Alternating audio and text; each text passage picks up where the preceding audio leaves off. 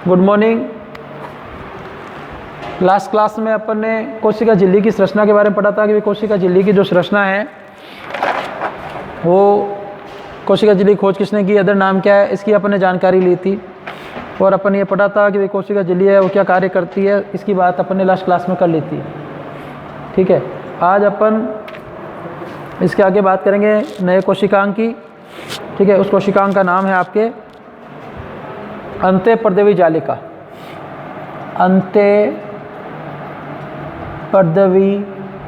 जालिका, ठीक है, इंग्लिश में बोलते हैं एंडोप्लाज्मिक रेटिकुलम। एंडोप्लाज्मिक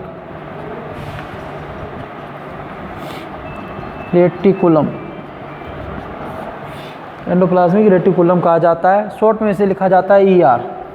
तो आप ER बोलते समझ आना कि किसकी बात हो रही है, अंत्यपर्दवी जालिका की बात हो रही है। तो सबसे पहले अपने कोशिकांग के बारे में बात होती है खोज। तो इसकी खोज किसने की, तो वैज्ञानिक थे पोर्टर। क्या नाम था, पोर्टर। पोर्टर नाम के वैज्ञानिक ने सबसे पहले अंत्यपर्दवी जालिका के खोज की थी। और कैसा कोशिकांग है, तो लिखा चुका हूँ, इकाई कला या झिल्ली कह सकता हूँ। इकाई कला से घिरा हुआ कोशिकांग है। इकाई कला से घिरा हुआ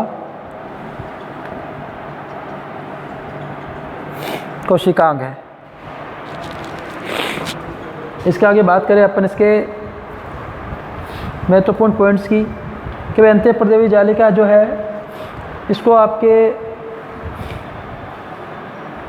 कि भाई ये अपने प्रोकैरियोट कोशिका में स्तनधारियों की RBC में नहीं पाई जाती है। ठीक है, और प्रत्येक आपके देखिए इसकी बात करते हैं, आकार की संरचना की बात करते हैं। तो अंत्यपर्दवी जालिका को आकृति के आधार पर कितने भागों में बांटा, 3 भागों में। तो अंत्यपर्दवी जालिका जो पूरा लिख रहा हूँ आपके लिए, नहीं शॉर्ट में यह लिख सकता हूँ मैं, को आकार के आधार पर 3 भागों में बांटा है। ठीक है, पहले तीनों का नाम लिख लेते हैं आप। ठीक है, फिर इनकी बात करते हैं। फर्स्ट है आपके सिस्टर्नी। तो सिस्टर्नी आपके क्या है, इंग्लिश वर्ड ही है। दूसरा है पुटिकाएं, जिन्हें आपके वेसल्स कहा जाता है। वेसल्स। और तीसरा जो है आपके वो आपके प्रकार है पुटिकाएं। पुटिकाएं को तीसरा आपके नलिकाएं।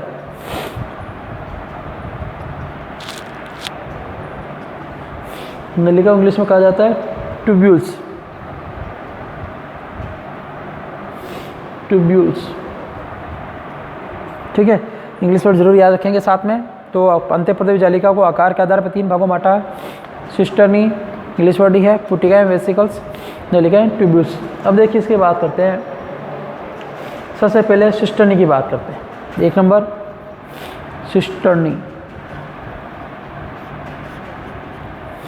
तो देखिए सिस्टर्नी क्या है, आपके केंद्र के चारों तरफ समांतर ढेरी के रूप में व्यवस्थित होती है। तो किस रूप में पाई जाती है, समांतर क्रम में। किसके केंद्र के क्या होती है, आपके चारों तरफ क्या होती है, समांतर रूप से पाई जाती है, समांतर क्रम में। दूसरी चीज ये क्या है,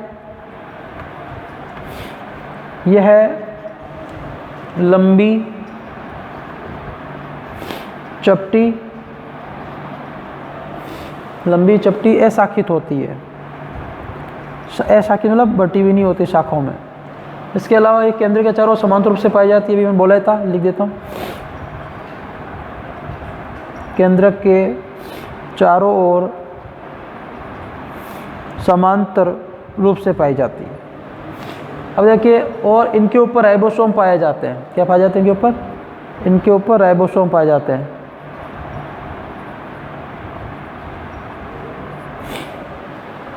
कि भाई इनके ऊपर क्या पाए जाते हैं, राइबोसोम कण पाए जाते हैं। और प्रोटीन संश्लेषण में सक्रिय कोशिका में अधिक पाई जाती है। प्रोटीन संश्लेषण जो सक्रिय कोशिका होती है उनके अंदर ये अधिक मात्रा में पाई जाती है। अब अपन इनके डायग्राम की बात करें, ठीक है, तो इसका डायग्राम बना लेते हैं सिंपल सा अपन। इनका डायग्राम ऐसा हो जाएगा, शाखित नहीं होती है ना, तो इस प्रकार से समांतर क्रम में पाई जाती है। तो ये समांतर क्रम हो गई। अब इनके ऊपर क्या होता है, राइबोसोम कण, तो ये राइबोसोम कण को रिप्रेजेंट कर दिया।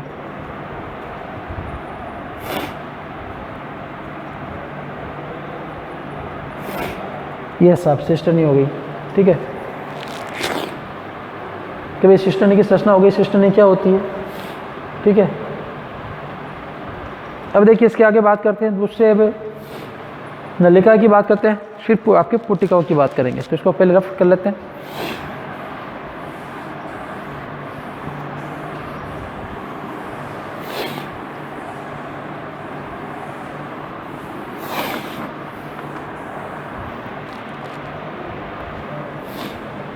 किसकी बात करते हैं, नलिकाओं की।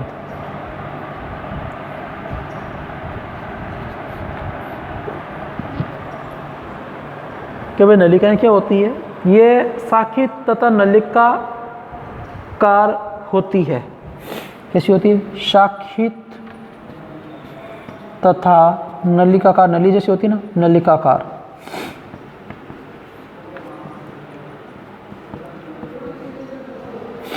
ये शाखित तथा क्या होती है, आपके नलिकाकार आकृति की होती है, ठीक है। अब देखिए इसकी और बात करें, ये क्या होती है, चिकनी सतह युक्त होती है, ठीक है। और ये क्या करती है, आपके इस तरह की कोशिकाओं जैसे रेखित पेशी कोशिकाओं में अधिक देखने को मिलती है। और या इसकी जो व्यास की बात करें 5 से 100 माइक्रोन तक होता है इसका। तो ये सामान्य जानकारी थी, अपने महत्वपूर्ण नहीं है, ठीक है। अब इसकी बात करते हैं डायग्राम की अपन, कि इसका संरचना किस प्रकार की होती है। तो देखिए इस सिंपल से इसकी इस प्रकार की संरचना होती है।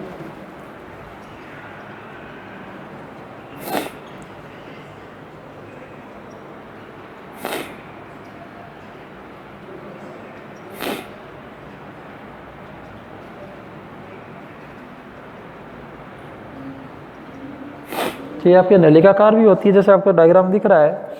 इसके अलावा ये क्या होती है, शाखित भी होती है। और इसको आप बनाना चाहें तो ये इस प्रकार से भी बना सकते हैं इसको, कि सिंपल सी डायग्राम। इसकी और बात करें अपन,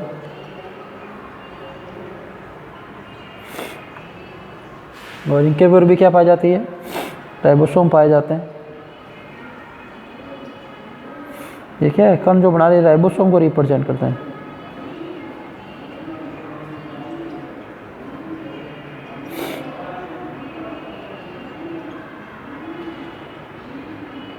इस प्रकार से। अब तीसरा आपके भाग रहा पुट्टिकाएँ। जब पुट्टिकाएँ क्या होती है, इनकी बात करते हैं। तो पुट्टिकाएँ जो होती है अंडाकार तथा गोलाकार हो सकती है। कि इसकी संरचना कैसी हो सकती है, यह है अंडाकार तथा गोलाकार संरचना की हो सकती है। कि भाई अंडाकार आकृति में या गोलाकार, या भी लिख सकते हैं, था दोनों फर्क होता है। और इनका 20 से 500 माइक्रोन क्या होता है, आपके 20 से 500 एंगस्ट्रॉम व्यास की रचनाएं पाई जाती है। एंगस्ट्रॉम मैंने आपको बताया था 10⁻⁻10। अब इसकी संरचना बनाए अपन, तो सिंपल सी संरचना है, बना दीजिए आप, ऐसे बन जाएगी। ये गोलाकार अंडाकार सब मिक्स रूप से आ जाएगा। इस प्रकार से ये पाई जाती है। बड़ा इतना बड़ी होती नहीं है सामान्य रूप से ये। और इनके विचार तो आप राइबोसोम बना दीजिए, डॉट राइबोसोम को रिप्रेजेंट करें, जो प्रोटीन संश्लेषण में योगदान देते हैं। अब अपन जब नेक्स्ट क्लास में पढ़ेंगे, आगे पढ़ेंगे राइबोसोम पढ़ेंगे, तो राइबोसोम को कहा जाता है प्रोटीन फैक्ट्री। तो राइबोसोम जो है आपके, ये क्या कार्य करते हैं, राइबोसोम प्रोटीन निर्माण का कार्य करते हैं। और राइबोसोम सबसे छोटा कोशिकांग है, ये भी अपन पढ़ने वाले हैं, ठीक है।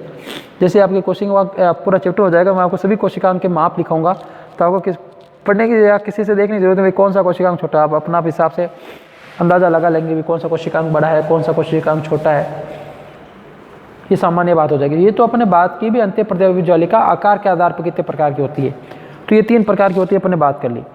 इसके आगे अपन बात करते हैं कि भाई अंत्यप्रदेवी जो जालिका है आपके, इसका रासायनिक संगठन की बात करें सामान्य रूप से, तो इसमें क्या होता है, फास्फोलिपिड पाए जाते हैं, तो कुछ अमीनो अम्ल भी पाए जाते हैं। तो इस प्रकार से होती है। अब अपन बात करते हैं कि अंत्यप्रदेवी जालिका है वो आपके मुख्य तो क्या होती है, 2 प्रकार की होती है।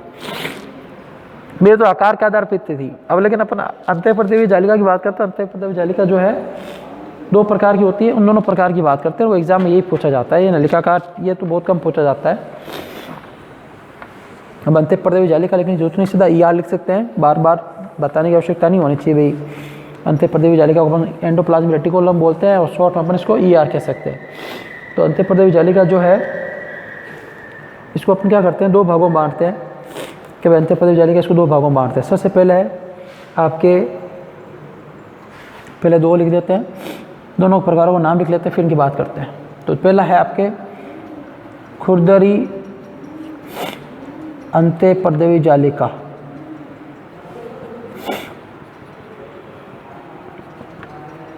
कभी खुरदरी अंत्यप्रदेवी जालिका क्या है, इसे बोला जाता है RER। ER आप जानते हैं, लिखा हुआ एंडोप्लाज्मिक रेटिकुलम, R का मतलब हो गया रफ, ठीक है, क्या हो गया, रफ एंडोप्लाज्मिक रेटिकुलम। और दूसरी है वो है आपके चिकनी अंत्यप्रदेवी जालिका।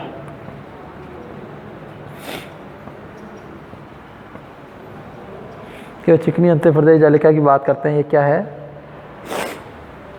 इसको लिखा जाता है SER, स्मूथ एंडोप्लाज्मिक रेटिकुलम। ये तो इसके नाम हो गए, हिंदी और इंग्लिश में आपको दोनों याद करते हैं। सबसे पहले अपन पढ़ते हैं खुरदरी अंत्यप्रदेवी जालिका, RER। क्या देखिए कि भाई इस प्रकार की जालिका की बाहरी सतह पे क्या पाए जाते हैं, राइबोसोम। बाहरी सतह पे क्या होंगे,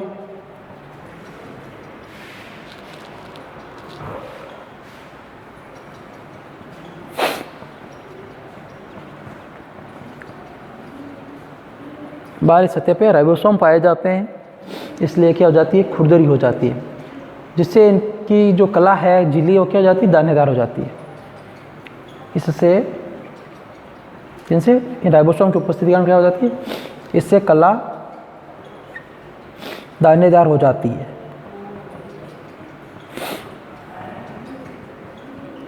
इसलिए इसे क्या कह देते हैं, खुरदरी अंत्यप्रदेवी जालिका कहते हैं। इसके आगे देखिए आप, भाई RER का मुख्य कार्य क्या है, प्रोटीन संश्लेषण करना। कि भाई इसका मुख्य कार्य क्या हो गया RER का, कि भाई राइबोसोम क्या कार्य करेगा, राइबोसोम कार्य करेगा, वही कार्य करेगी। तो राइबोसोम क्या कार्य करता है, प्रोटीन संश्लेषण। तो ये भी क्या कार्य करती है, प्रोटीन संश्लेषण करना इसका मुख्य कार्य है। इसके अलावा ये कहाँ पाई जाती है, तो यकृत कोशिका में, अग्नाशय कोशिका में। तो ये एग्जाम्पल समझ लीजिए, ये कहाँ पाई जाती है, तो यकृत कोशिका व अग्नाशय कोशिका में, तो वहाँ पे ये आपके RER प्रेजेंट होती है। इसके अलावा देखिए कि भी इस प्रकार का जो जाल है वसा व स्टेरॉइड के संश्लेषण में लिप्त कोशिकाओं से ज़्यादा होता है। और ये क्या करती है, वृक्क की जो नलिकाकार कोशिका वहाँ पाई जाती है, अंकों की ग्राही कोशिकाओं पाई जाती है, आंत कोशिकाओं पाई जाती है, ग्लाइकोजन का संग्रहण करने वाली यकृत कोशिकाओं में पाई जाती है। तो ये तो इसकी उपस्थिति होगी, कहाँ कहाँ पाई जाती है, कहाँ कहाँ नहीं पाई जाती है। अब इसका डायग्राम बनाए अपन, तो सिंपल सा बना लेते हैं, देखिए आप।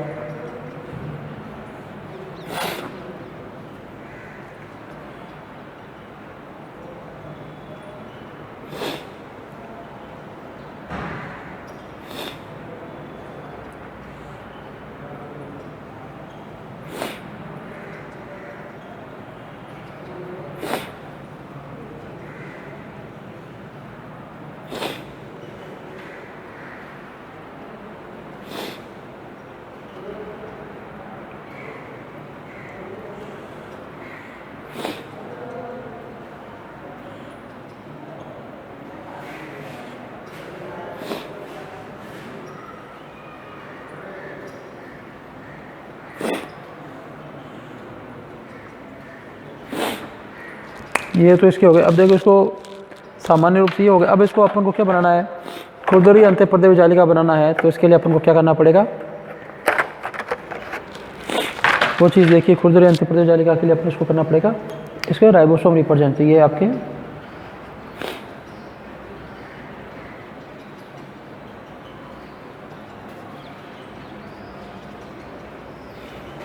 ठीक है। ये आपके पूरे क्या हो गए, राइबोसोम हो गए।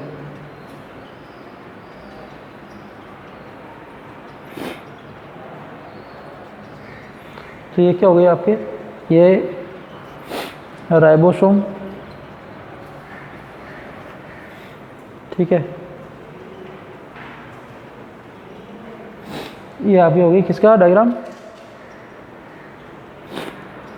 RER का डायग्राम हो गया। ठीक है, खुरदरी अंत्यपर्दवी जालिका। ठीक है, अब अपन बात करते हैं चिकनी अंत्यपर्दवी जालिका की बात करेंगे कि भाई चिकनी अंत्यपर्दवी जालिका क्या होती है, इसकी बात करते देखिए।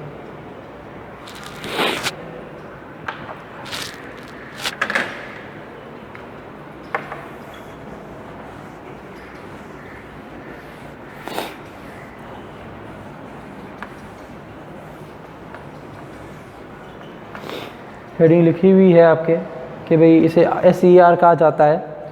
इसका बाहरी सतह पर क्या होता है, राइबोसोम का अनुपस्थित होते हैं। बाहरी सतह पर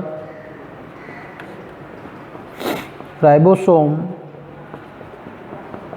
के कण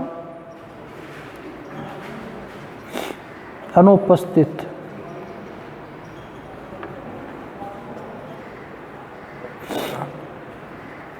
राइबोसोम के कण क्या होते हैं, अनुपस्थित होते हैं, उपस्थित नहीं होते हैं, नहीं पाए जाते हैं। ठीक है, इसके अलावा कार्य क्या है कि किसका संश्लेषण करती है, तो इसका देखिए कार्य। तो अपन खुरदरी में क्या पढ़ा था, प्रोटीन का। ये क्या कार्य करती है आपके, वसा स्टेरॉइड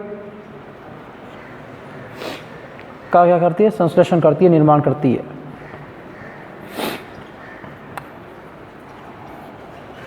क्या कार्य करती है, वसा स्टेरॉइड का संश्लेषण करने का कार्य करती है। अब देखिए ये कहाँ पाई जाती है, इसकी बात करते हैं। तो देखिए ये वर्ग नलिकाओं में पाई जाती है और आंखों की ग्राही कोशिका में, अंत कोशिका में यहाँ पाई जाती है। ठीक है, अब इसके डायग्राम की बात करते हैं। इसका डायग्राम बनाते हैं सिंपल सा।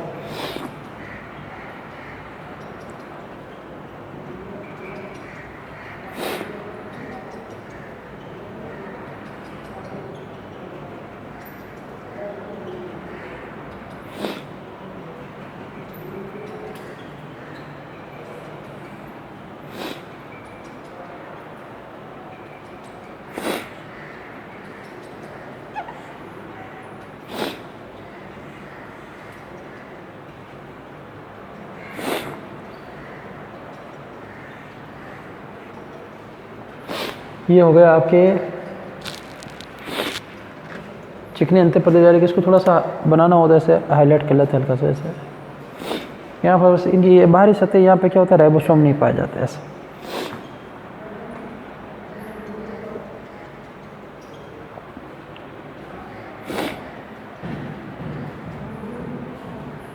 जो ग्रीन पॉट्स बना रखे हैं इसमें, ये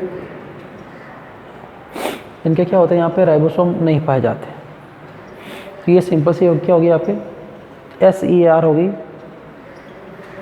चिकनी अंत्यपर्दवी जालिका होगी कि भाई किस प्रकार से पाई जाती है, क्या इसकी संरचना है, इसकी बात हो गई। इसके आगे देखिए अपन इसकी बात करते हैं। ठीक है, इसके कार्य की बात करते हैं। अब अपने इसकी ये समझ लीजिए सभी बात होगी। लास्ट हेडिंग रही है अंत्यपर्दवी जालिका के कार्य कि भाई अंत्यपर्दवी जालिका है, ये क्या कार्य करती है। देखिए एक चीज़ वो जानकारी आपको ध्यान रखना है, जैसे अभी अपन पढ़ा था RER जो है वो राइबोसोम जुड़े होते हैं। तो अंत्यपर्दवी झिल्ली से जो राइबोसोम जुड़े होते हैं, किस प्रोटीन की सहायता से जुड़े होते हैं, ध्यान रखना। एक प्रोटीन होती है, उसका नाम है राइबोफोरिन। राइबोफोरिन प्रोटीन की वजह से क्या होते हैं, राइबोसोम आपके अंत्यपर्दवी जालिका के सतह से जुड़े होते हैं। अभी बात करते हैं ना RER में क्या राइबोसोम पाए जाते हैं, तो किसकी वजह से जुड़े होते हैं, तो ये बात होगी। इसके बाद में बात करें अपन इसके अंत्यपर्दवी जालिका के कार्य की बात करते हैं कि भाई अंत्यपर्दवी जालिका इसके क्या कार्य है। कार्य के साथ ही अंत्यपर्दवी जालिका पूरी हो जाएगी। उसके बाद अपन नेक्स्ट क्लास में नेक्स्ट कोशिकांग की बात करेंगे कि भाई नेक्स्ट अगला कोशिकांग कौन सा पढ़ेंगे, उसकी क्या संरचना है, क्या भाग हैं, उनकी डिटेल में पढ़ने वाले हैं। तो अपनी हेडिंग है राइबोस आपके ER के कार्य कि भाई ER क्या कार्य करते हैं, इसकी बात करते हैं। देखिए भाई ER का क्या महत्वपूर्ण रोल है, ठीक है, इसकी क्या संरचना है, इसकी बात करें।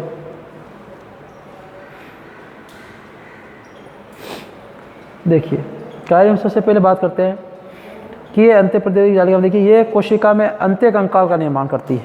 मुख्य कार्य यह कोशिका में अंत्य कंकाल का निर्माण करती है।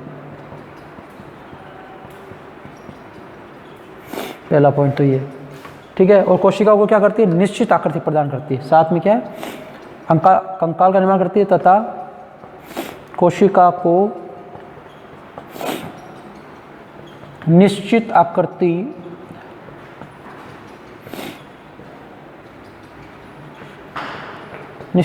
प्रदान करती है।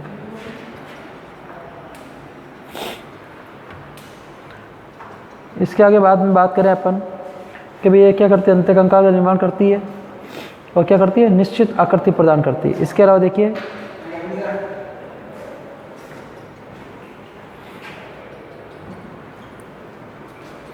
ठीक है, इसके आगे बात करते हैं अपन कि भाई आपके जो अंत्यप्रदेवी जालिका की जो नलिकाएं हैं वो जाल के रूप में व्यवस्थित होने के कारण कोशिका के बाहर तथा भीतर पदार्थों के संवहन का कार्य करती है कि जाल में भी संरचना पाई जाए, इसलिए क्या करती है, कोशिका के बाहर जो क्या कार्य करती है, कोशिका के बाहर व भीतर संवहन मतलब पदार्थों का आवागमन को नियंत्रित करती है, संवहन का कार्य करती है। इसके बाद बात करें इसके कि अंत्यप्रदेवी जालिका जो होती है वो गोल्जी काय का निर्माण करती है। किसका निर्माण करती है, ईआर किसका निर्माण करती है, गोल्जी काय। ध्यान रखना, क्वेश्चन पूछे जाते हैं गोल्जी काय, ठीक है। कि भाई गोल्जी काय का निर्माण कौन करती है, आपके अंत्यप्रदेवी जालिका करती है गोल्जी काय का निर्माण। इसके आगे बात करें कि भाई अंत्यप्रदेवी जालिका मतलब ईआर व गोल्जी काय दोनों मिलकर किसको निर्माण करते हैं, आपके लाइसोसोम का। तो ये भी ध्यान रखना कि किसका निर्माण करते हैं, लाइसोसोम कोशिकांग से आगे पढ़ने वाले हैं। और आपको पता है चिकनी अंत्यप्रदेवी जालिका SCER जो है वो क्या कार्य करती है, आपके वसा का संश्लेषण करती है। इसके अलावा RER है जो खुरदरी अंत्यप्रदेवी जालिका, वो किसका निर्माण करती है, प्रोटीन संश्लेषण करती है, प्रोटीन का निर्माण करती है। इस प्रकार से ये क्या होती है, आपके इनका अलग अलग कार्य इनके द्वारा किया जाता है। इसके अलावा देखिए जैसे कि भाई अपने पदार्थ आदान प्रदान निर्माण करती है। भाई अंत्यप्रदेवी जालिका जो ये क्या करते हैं, भंडारण का भी कार्य करती है, मतलब रिक्तिका जो होती है उसको घेर के रखती है और उसमें रिक्तिका द्वारा पदार्थों को संग्रहण करती है। और आपके जो SCER है ये आपके जो जहरीले पदार्थ है उनसे शरीर को क्या करती है, मुक्त करती है, जहरीले पदार्थ को शरीर से बाहर निकालती है। इसके अलावा अपन बात करें कि भाई उपापचय के कार्य भी करती है, मेटाबॉलिज्म जो क्रियाएं उनको नियंत्रित करती है। और एंजाइमों के द्वारा क्रियाएं जो होती है, एंजाइम्स की प्रकृति है, ठीक है, उस प्रकार से एंजाइमों का भी कार्य करती है। और इसे कोशिका का कंकाल बनाती है। और ये आपके पता में पढ़ ही लिया कि कोशिका का कंकाल का निर्माण करती है, ATP का निर्माण करती है कि भाई ATP के निर्माण के लिए उपापचय क्या करती है, जरूरी है। तो ये क्या करती है, ATP निर्माण में भी योगदान देती है। निराविषीकरण में पढ़ा था कि जहरीला पदार्थ उसको निराविषीकरण में योगदान दे, जहरीले पदार्थ को नष्ट करने का कार्य भी ये करती है। और दूसरी की जो कोशिका है कि माइटोकॉन्ड्रिया था कोशिका विभाजन दौरान क्या है, केंद्र कला जो है वो अंत्यप्रदेवी जालिका द्वारा बनती है कि जो कोशिका विभाजन होता है उसमें आपके केंद्र कला जो है इसका निर्माण कौन करती है, आपकी ER करती है। तो ये भी एक महत्वपूर्ण पॉइंट है, केंद्र कला जो है बनती है, अपन पढ़ेंगे कोशिका विभाजन, उसमें ER इसका क्या करती है, निर्माण करती है। इसके अलावा संश्लेषण में भी पढ़ लिया गया, प्रोटीन और स्टेरॉइड का इनका संश्लेषण करती है। ये टेस्टोस्टेरोन या प्रोजेस्टेरोन हार्मोन का भी संश्लेषण करती है, राइबोसोम का संश्लेषण करती है, पढ़ लिया अपने कि राइबोसोम होता है वो प्रोटीन संश्लेषण का कार्य करता है। तो ये इसके क्या हो गए, ER के कुछ महत्वपूर्ण कार्य हो गए जो ER के द्वारा क्या किया जाते हैं, नियंत्रित किया जाते हैं, ER के द्वारा किए जाते हैं। तो आज की क्लास में अपन इतना ही पढ़ेंगे, ठीक है। ये कोशिकांग पूरा हो गया। नेक्स्ट क्लास में इसके आगे अपन बात करेंगे कि भाई दूसरा कोशिकांग है जो अपन पढ़ने वाले हैं उसकी बात करेंगे, ठीक है। उसके क्या महत्वपूर्ण प्रश्न है उसकी बात करेंगे। आज अपन इसकी पूरी डिटेल पढ़ी, उसी प्रकार नेक्स्ट क्लास में इसके बारे में और अधिक जानकारी लेंगे। तो आज के लिए इतना ही, धन्यवाद।